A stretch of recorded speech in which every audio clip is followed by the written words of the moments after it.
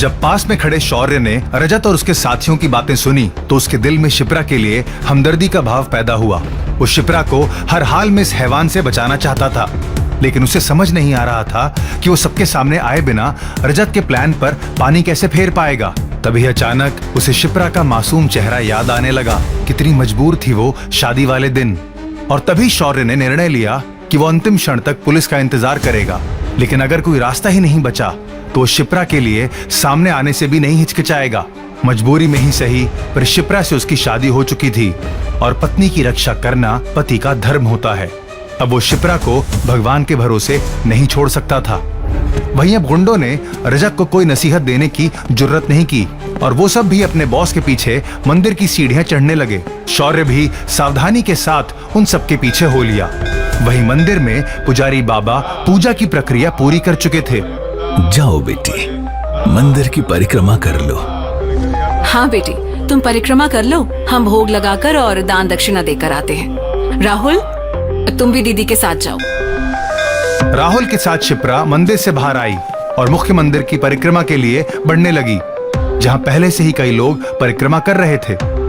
राहुल ने अपना फोन निकाला और मंदिर में लगी खूबसूरत चित्रकारी की फोटो लेने लगा और अपनी ही धुन में शिप्रा आगे बढ़ गई। सभी के साथ शिप्रा भी हाथ जोड़कर भगवान का स्मरण करते हुए सिर झुकाए मंदिर की परिक्रमा करने लगी। अभी उसने एक ही चक्र पूरा किया था कि उसने देखा कि कोई उसके सामने आकर खड़ा हो गया था। सर झुकाई ही शिप्रा ने साइड से निकलने की कोशिश की, लेकिन वो व्यक्ति फिर से उसके सामने आ गया। ऐसा होने पर शिप्रा को अजीब एहसास हुआ। उसने धीरे से सिर उठाया और जैसे ही उसकी नजर सामने वाले व्यक्ति पर पड़ी, उसके सामने वो आदमी खड़ा था जिसकी घटिया हरकतों का खामियाजा शिप्रा ने भरा था। वासना से भरा रजत ललचाई आंखों से शिप्रा को घूर रहा था। मारे घबराहट के शिप्रा ने अटकते हुए लफ्जों में कहा, तुम यहाँ क्या कर रहे हो? सुना था शादी के बाद लड़कियां अपने एक्स को भूल जाती है, लेकिन चलो शुक्र है कि मैं तुम्हें याद तो हूं। जेल में दिन रात मैं बस तुम्हें ही याद करता था। कसम से बहुत याद किया। मेरा रास्ता छोड़ो। शिप्रा ने दांत पीसते हुए कहा। ये लो, छोड़ दिया। इतना बोलकर रजत शिप्रा के सामने से थोड़ा साइड हुआ, पर उसके पीछे उसके बाकी के चमचे दीवार बनकर खड़े थे। वहां मौजूद परिक्रमा कर रहे लोग जिन्होंने ये मंजर देखा, वो भी अपनी जगह खड़े हो गए, क्योंकि रजत के गुंडों ने पूरा रास्ता ही रोक दिया था। मंदिर की भौगोलिक स्थिति इस प्रकार की थी कि मंदिर पहाड़ी नुमा एक टीले पर स्थित था, जिसके सामने से सीढ़ियां चढ़कर लोग ऊपर मंदिर में आते थे। उसके बाद गोलाई में मंदिर के चारों तरफ रेलिंग लगी हुई थी। वहीं मंदिर की साइड में 12 से 15 फुट का गलियारा बना हुआ था, जिस पर लोग परिक्रमा करते थे। शिप्रा ने जब देखा कि रजत के गुंडों ने पूरा रास्ता ही जाम कर रखा था, तो उसने रजत की तरफ पलटकर पूछा, तुम आखिर चाहते क्या हो? ये हुई ना बात। अब किया तुमने सही क्वेश्चन, तो इसका सीधा सा जवाब है कि मैं तुम्हें चाहता हूँ और एक तुम हो कि मुझे भावी नहीं देती। अगर तुमने मेरे प्यार को ठुकराया ना होता तो ये जो मैंने सुना है कि तुम्हारी शादी एक भिखारी से हो गई है वो नहीं होती। कहते हुए रजत जोर जोर से हंसने लगा। अपनी बकवास बंद करो और रास्ता छोड़ो मेरा। रजत की बातें उसका खून जला रही थी, लेकिन वो उसका कुछ कर भी तो नहीं सकती थी। तभी रजत ने शिप्रा की तरफ एक कदम बढ़ाया और उसे गुस्से में घूरते हुए बोला, तुम्हें क्या लगता है कि मैंने तुम्हारा रास्ता छोड़ने के लिए रोका है? मुझसे ऐसी उम्मीद करना बेवकूफी है। हमने तुम्हें ऑप्शन दिया था मुझसे शादी करने का, पर अब तो तुम एक भिखारी की पत्नी हो। हाय। कहते हुए रजत ने अपने दिल पर हाथ रखा और उसे सहलाते हुए किसी लफंगे की तरह बोला, हाय कमबख्त इस दिल का क्या, जिसे अब भी तुम्हें पाने की हसरत है। साला तुम्हारे चक्कर में तो मैं जेल भी हो आया और तुम्हें लगता है कि मैं इतनी आसानी से तुम्हारा पीछा छोड़ दूंगा। रजत के घिनौने इरादे भांप कर शिप्रा बेहद डर गई और जब उसे कुछ समझ नहीं आया तो वो पलटी और तेजी से वापस भागने लगी। रजत को उम्मीद नहीं थी कि शिप्रा यूं फुर्ती दिखाएगी। वो तो अपनी ही दीवानगी में डूबा हुआ था। फिर जब उसे होश आया तो वो और उसके गुंडे भी तेजी से शिप्रा के पीछे भागने लगे। अब चाहे शिप्रा कितनी भी तेज क्यों ना हो, उसकी स्पीड रजत से तेज नहीं थी। जल्द ही रजत उसके पास पहुंच गया और उसने पीछे से उसकी कलाई पकड़ ली। शिप्रा ने अपनी कलाई छुड़ाने की पूरी कोशिश की, वो रजत की मजबूत पकड़ से आजाद नहीं हो पा रही थी। यह हंगामा सुनकर जब शिप्रा की फैमिली वाले गलियारे में पहुंचे तो सामने का नजारा देखकर वे भी अवाक रह गए। सब कुछ इतनी जल्दीबाजी में हुआ कि किसी को कुछ समझ नहीं आ रहा था कि वो क्या करें। इधर जब शिप्रा को कोई रास्ता नहीं सूझा तो उसने अपने दांत रजत के हाथ में गड़ा दिए, जिससे रजत को तेज चुभन महसूस हुई और उसकी पकड़ ढीली होते ही शिप्रा ने उसे एक जोर का धक्का दे मारा। रजत को बिल्कुल भी अंदाजा नहीं था कि शिप्रा इस तरह से फाइट बैक करेगी। ठीक से बैलेंस न हो पाने के कारण रजत की पीठ पर काफी चोट भी आई, जिससे उसका चेहरा गुस्से में लाल हो गया और अगले ही पल उसने अपने एक साथी से हॉकी स्टिक छीनी और शिप्रा को सबक सिखाने के लिए उसकी ओर बढ़ गया। वहीं जब शिप्रा ने हॉकी स्टिक के साथ रजत को अपनी ओर बढ़ते देखा तो वो अपनी पूरी ताकत समेटकर फिर से मंदिर की सीढ़ियों की तरफ भागने लगी। लेकिन आज रजत किसी भी कीमत पर शिप्रा को छोड़ने वाला नहीं था। वहीं मंदिर में मौजूद सभी लोग बस तमाशबीन बने हुए थे। किसी की हिम्मत नहीं हो रही थी कि वो इन गुंडों से शिप्रा को बचाने की कोशिश करें। इधर शिप्रा बेसुध होकर भाग ही रही थी कि तभी अपने ही दुपट्टे में उलझकर वो मंदिर की सीढ़ियों पर गिर पड़ी। उसी पल रजत मौका पाकर उसके पास आ गया और दांत भींचते हुए बोला, तेरी इतनी हिम्मत कि तूने मुझे धक्का दिया। अब देख मैं तेरा क्या हाल करता हूँ। इतना कहकर रजत ने अपनी हॉकी स्टिक उठाई और तेजी से शिप्रा के सिर की ओर घुमा दी।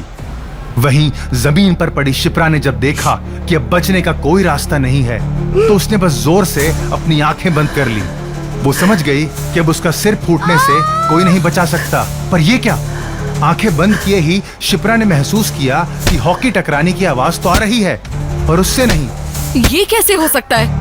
इतना सोचकर शिप्रा ने अपनी आंखें खोल ली और नजर उठाकर देखा तो पाया कि कोई ढाल बनकर उसके ऊपर झुका है।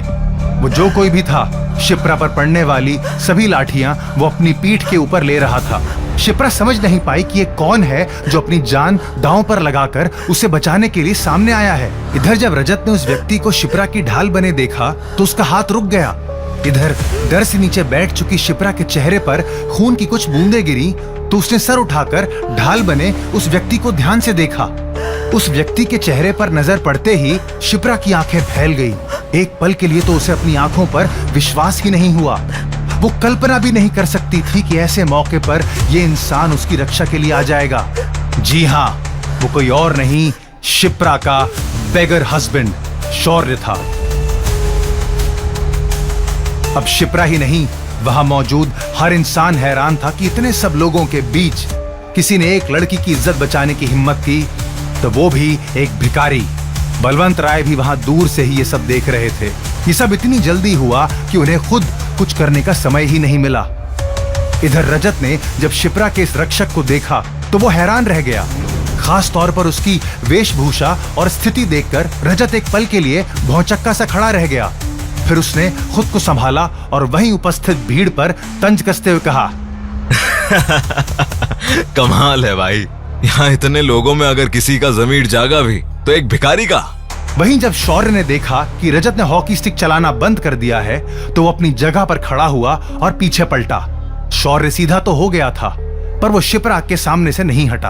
अब शौर्य के सामने एक अजीब स्थिति पैदा हो गई थी, क्योंकि वो ना तो शिप्रा को रजत के हाथों किडनैप होने दे सकता था और ना ही रजत पर हमला करके वहां सबका अटेंशन पा सकता था। आखिर यहाँ मौजूद लोग एक भिखारी से इतनी ज्यादा बहादुरी की उम्मीद नहीं कर सकते थे।